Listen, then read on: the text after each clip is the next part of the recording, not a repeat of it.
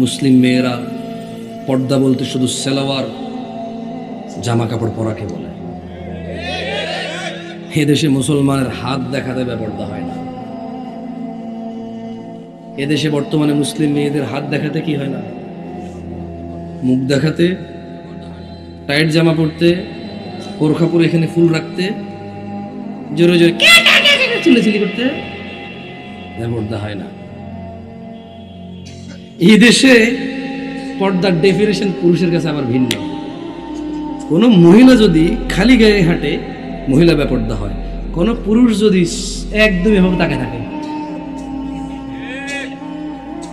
পুরুষের আবার বেপর্দা হয় না। দারুণ জিনিস। হ্যাঁ, বাপরে বাপ, পুরুষের কি সুবিধা, ঠিক না? ইসলামে পুরুষের কি সুবিধা না? কি সাথে থাকলে পুরুষ বেপর্দা হয় না? মহিলা বোরখা না পড়লে জাহান্নামে যাবে।